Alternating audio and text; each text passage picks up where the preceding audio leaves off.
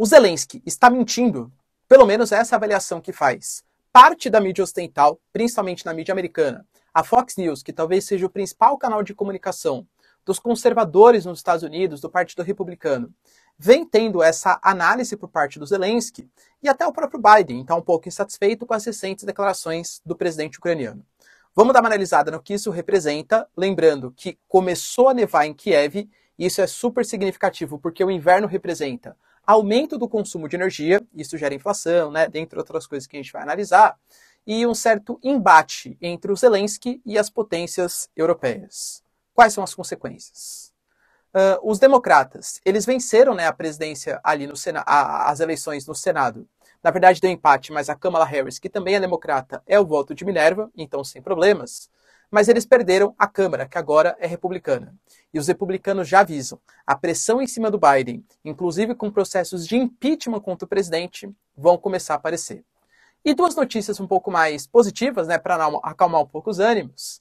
A questão do acordo de grãos, que foi prorrogado, talvez o único acordo vitorioso entre russos e ucranianos. Ele foi prorrogado por mais 120 dias. E também uma notícia super importante acerca da declaração que a Rússia deu. Eles não vão usar armas nucleares. Pelo menos essa é a retórica. Se vocês querem entender um pouco mais sobre esses assuntos, e muito mais também sobre geografia, geopolítica, atualidades, política, polêmicas, enfim.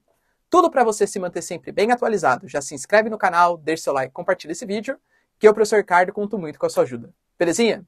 Pessoal, para quem não me segue ainda, hein? @prof_Ricardo Marcílio, meu Instagram, que lá eu sempre posto ali notícias, atualidades e tal. E converso também com vocês, acho que é bem importante nessa proximidade. E se você quiser, fique à vontade, hein?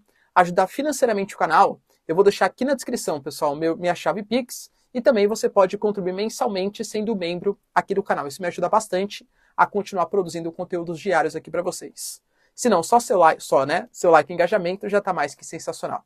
Tamo junto? Então bora lá pro vídeo, ó. Primeiro, pessoal, quero começar consertando uma errata que eu fiz, tá? Ontem eu fiz um vídeo analisando a participação do Lula na COP27 e falando um pouquinho sobre a questão da soberania da Amazônia. Ele falou bastante, né, do aumento dos financiamentos. Noruega e Alemanha prometeram retomar os repasses de verba do Fundo Amazônia. Falou em criar, por exemplo, uma comissão internacional dos países que têm terras na Amazônia, como Venezuela, Colômbia, etc., para gerir ali, para controlar o desmatamento. E eu falei que isso poderia representar, talvez, uma questão de perda de soberania brasileira sobre o território da Amazônia, tá? Quero fazer aqui uma errata por quê? Porque o Lula, ele falou que é inegociável a questão da soberania brasileira na Amazônia. No discurso isso foi feito, tá? Óbvio, as representações... A gente sabe que político, tanto faz se é Lula, Bolsonaro, qualquer um, fala uma coisa e acaba fazendo outra, né? Mas pelo menos no discurso, ele manteve firme a questão da soberania brasileira no território da Amazônia, tá bom? Então só uma errata aqui pra gente seguir firme e forte. Vamos lá, pessoal. Seguinte, ó. Houve aí uma questão super importante a respeito de uma declaração que o Zelensky deu. Assim que rolou a questão do míssil, que caiu no território polonês, na porção bem a leste ali, um vilarejo com cerca de 400 habitantes, uma área bastante rural, o Zelensky, ele já se pronunciou ali fortemente, inclusive membros dos países bálticos, como por exemplo a Letônia, Estônia e tal, também fizeram esse posicionamento, falando que a Rússia era a grande culpada, que o problema a culpa do ataque tinha sido da Rússia. A Polônia, a OTAN, Estados Unidos, inclusive elogiado pelo próprio Peskov, que é o cara da comunicação na Rússia, né? Falaram que era melhor analisar, dar uma olhadinha, ver o que de fato aconteceu. Bom, aparentemente, pelas investigações que estão acontecendo no momento, o que aconteceu foi que a Rússia atacou o território da Ucrânia, e de fato isso aconteceu, cerca de 100 mísseis de cruzeiros. Eles atacaram o território da Ucrânia, e um dos sistemas de defesa antimíssil ucraniano, que utiliza a síria do S-300, ele foi fazer uma defesa, né, aos ataques russos, desgovernou e acabou caindo no território polonês, tá? A Ucrânia, pessoal, o Zelensky garante que isso não é verdade, tá? Só que a gente entra numa guerra de retóricas, uma guerra de narrativa. Polônia, OTAN, Stoltenberg e os Estados Unidos alegam que veio de um sistema de defesa antimíssil da Ucrânia. E o Zelensky fez questão de falar que não veio. Inclusive se posicionou falando que ele quer participar nesse momento das investigações que estão acontecendo para saber sobre o míssil, etc., basicamente porque ele está torcendo para que o míssil tenha sido utilizado pela Rússia, para que não seja a Ucrânia. Não porque a Polônia vai fazer alguma coisa contra a Ucrânia, não vai, tá? Obviamente, se foi dos ucranianos, foi um acidente, né? Ou pode ter sido um ataque de bandeira falsa, mas a Polônia não vai alegar que foi um ataque de bandeira falsa, né? Por que a Ucrânia está torcendo tanto para que esse ataque tenha sido feito pelos russos? Ou porque a Rússia atacou de maneira deliberada, ou seja, atacamos sim a OTAN, dane-se. OTAN, a gente quer participar de uma guerra contra vocês, coisa que eu acho menos provável. Ou pode ter sido um acidente. A Rússia vai fazer um ataque, alguma coisa aconteceu, desvio de rota tal, acabou caindo no território polonês. Só que nesses dois casos, de qualquer jeito, foi um ataque da Rússia a um território que pertence à OTAN. Merece sim resposta da OTAN. Então, mesmo que tenha sido sem querer, algum tipo de resposta, se foi a Rússia que fez, vai vir por parte da OTAN. E é por isso que o Zelensky está desesperado para que isso seja verdade. Para que a OTAN participe com mais força nesse momento, que nem eu falei para vocês na chamadinha do vídeo, porque começou, por exemplo, a nevar em Kiev.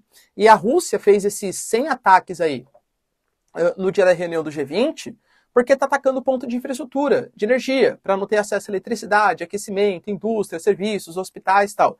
Então a tendência é gerar um caos ali na Ucrânia e, aliás, impedir também que a Europa tenha um certo fôlego econômico para continuar ajudando os ucranianos. Então o Zelensky, ele pode ter mentido, ele pode ter ficado um pouco mais desesperado e, aliás, até comprado uma briga com o próprio presidente Biden. Já tinha rolado algumas rusgas há 2 semaninhas atrás, né? E agora uma nova rusga, porque considerou-se que a atitude do Zelensky em culpar a Rússia sem fazer uma investigação prévia foi uma atitude irresponsável que poderia ter exigido ou feito a OTAN partir para uma resposta um pouco mais agressiva, sem talvez ser a Rússia a culpada. Lembrando que a Ucrânia e a própria OTAN fala que por mais que não seja a Rússia que fez o ataque diretamente ao território polonês, a culpa é da Rússia porque o sistema de defesa antimíssil só foi utilizado porque a Rússia fez um ataque. Aí o Peskov falou, então vamos ver quem é o culpado do culpado? Então o culpado do culpado é os Estados Unidos e a OTAN, porque eu só fiz esse ataque porque houve uma interferência, uma expansão geopolítica da OTAN e dos Estados Unidos para o leste europeu, para minhas fronteiras, e aí eu fiz o ataque. Então foi uma defesa do ataque. E aí a gente vai ver, né? Quem nasceu primeiro, a galinha ou ovo? Porque a OTAN vai alegar, não, mas eu só fiz essa expansão porque os países do leste europeu estão com medo de uma influência militar da Rússia e tal, né? Enfim, e a gente vai indo nesse jogo geopolítico. Mas qual que é a grande problemática? Os republicanos, eles têm por premissa, pelo menos a maior parte, uma postura um pouco mais nacionalista. Ou seja, menos financiamento para a Ucrânia na guerra da Ucrânia e mais financiamento nas questões internas, ainda mais com a inflação, acima da casa dos 10%, como vem acontecendo no território dos Estados Unidos. Os republicanos ganharam agora a casa da Câmara, né? Eles são donos, né? Foram eleitos a maioria na Câmara. Isso pode representar, como a Fox News, que é o principal meio de comunicação dos Estados Unidos, que representa a voz dos conservadores, perdão, já começaram algumas críticas já ao Zelensky, né, pelo apresentadores, por programas, falando que ele pode estar forçando os Estados Unidos a tomar atitudes que não deveriam ter sido tomadas. Então esse desespero, essa retórica mais agressiva do Zelensky, querendo culpar os russos, querendo participar da investigação, isso pode tirar um pouco o apoio dos Estados Unidos, ainda mais agora com uma influência republicana mais forte. 2 notícias importantes também sobre a relação entre Ucrânia e Rússia. Primeiro, uma notícia positiva. Na verdade, as duas são positivas, né? O Peskov, que eu falei para vocês, é o cara da comunicação da Rússia. Ele falou que a Rússia não tem nenhum interesse em fazer uso de armas nucleares. Lembrando que a CIA, ela lançou aí recentemente também um comunicado falando que o uso de armas nucleares ou forças nucleares por parte da Rússia teria uma resposta inimaginável e a Rússia fez questão de responder que eles não têm essa perspectiva. Lembrando, geopolítica, né? Mundo das imagens. Se não tivesse, ou pelo menos não quisesse fazer ameaça, a gente já teve ameaças, por exemplo, do Putin, falando, a gente tem poder, a gente não está blefando. O Medvedev, então, que é o cara que é um grande aliado do Putin, já foi presidente da Rússia, né, de 2008 a 2012, e tem uma voz política super importante na Rússia, talvez seja o mais agressivo de todos. Pô, ele constantemente fala, olha, os ucranianos merecem perder, eles estão sendo fantoches dos Estados Unidos, a gente pode usar, assim, armas nucleares se a gente for atacado. Então, uma semana fala que não, outra semana fala que sim, e assim a geopolítica vai indo. Outro ponto positivo foi o acordo de grãos que foi feito. Na verdade, foi renovado, né? Existe um acordo de grãos firmado entre Ucrânia e Rússia, por quê? A Ucrânia é uma grande produtora de grãos, né? Cevada, centeio, trigo e por aí vai, tá? A Rússia também o é, mas a Ucrânia, ela tem uma importância bem ímpar, tá? Bem significativa. E ela utilizava o porto de Odessa para fazer essas exportações. Só que com a guerra, exportou-se menos grãos. Lei da oferta e da procura. Já estamos com pandemia, inflação, aumento do preço dos combustíveis. Como a Ucrânia não conseguia exportar os seus produtos, seus alimentos, aumentou o preço desses alimentos e ficou menos acessível para países mais pobres, como Ásia, África, para regiões mais pobres, né? Países africanos, países asiáticos, e claro que isso compromete a segurança alimentar no mundo. Fechou-se um acordo mediado pela ONU e pela Turquia, que ia criar um corredor de grãos que conectaria até Odessa, para a Ucrânia e a Rússia também, na verdade mais a Ucrânia, né, poder utilizar nesses momentos. Só que a Rússia alegou que, na verdade, esse corredor que foi criado humanitário, ele estava sendo utilizado muito mais para transporte de tropas, equipamentos, armamentos, e até cancelou a passagem depois do ataque que teve à Crimeia. Pois é, pessoal, por mais mediação da Turquia que aconteceu, renovou o seu acordo por mais 120 dias. Claro que isso é um ponto positivo, né? Como eu falei, é o único acordo que de fato deu certo entre russos e ucranianos. E para finalizar aqui o nosso vídeo, analisar um pouquinho a questão da Câmara nos Estados Unidos, né? A gente acabou de ter as midterms nos Estados Unidos e os democratas, que é o partido do Biden, eles venceram no Senado, mas os republicanos venceram na Câmara. E por que isso é muito preocupante para o Biden? Primeiro, porque agora ele não tem maioria no Congresso como um todo.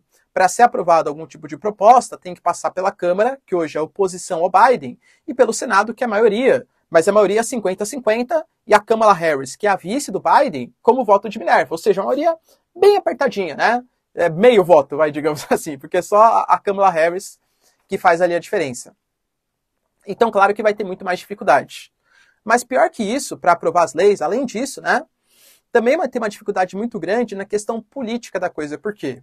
A Câmara agora, de maioria republicana, ela pode começar a abrir processos de impeachment contra o Biden. Impeachment contra o Biden? Claro, tá? O impeachment, lembrando, ele tem motivação jurídica, mas a principal motivação, a gente não pode esquecer, é a motivação política, tá?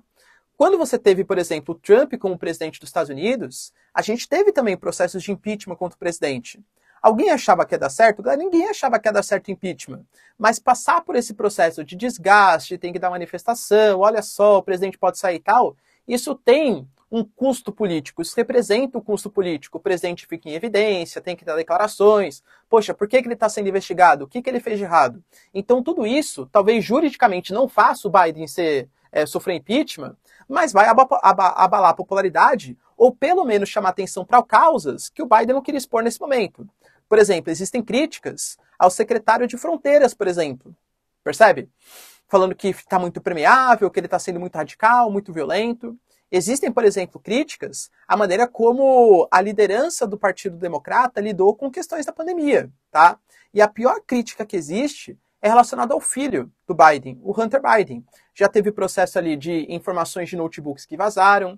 Existem algumas negociações meio escusas, meio estranhas, que o Hunter Biden fez na Ucrânia e na China. Inclusive a Rússia alega, tá? Sem nenhuma prova, pelo menos por enquanto, que o próprio Hunter Biden, ele pode ter financiado, por exemplo, laboratórios de armas químicas, biológicas no território ucraniano, e tudo isso utilizando da influência que o seu pai tem. Ou seja, como se fosse um tráfico de influências aí, né? Ele utilizou a fama, o prestígio político, a popularidade que o pai dele tinha, mesmo enquanto senador ou enquanto vice-presidente, para conseguir enriquecer ele e sua família, e também fazer negócios escusos com os ucranianos e com os chineses. E isso poderia ser motivo de impeachment. Ou mesmo que não fosse motivo de impeachment, abrir a discussão novamente. Olha o que está acontecendo com o Biden. Você vai querer votar nesse cara? O desgaste político, mesmo que não aconteça, ele vai ser muito significativo para o Biden. Então muita gente considerou uma vitória para o Biden, porque a onda vermelha, o massacre dos republicanos contra os democratas, de fato não aconteceu, mas perder a Câmara, né, também é bastante significativo para o governo Biden. Belezinha, pessoal? Deu para entender os principais acontecimentos? Se vocês curtiram, então, já deixa seu like, se inscreve no canal. Tamo junto, beijos, abraços e Tchau, tchau.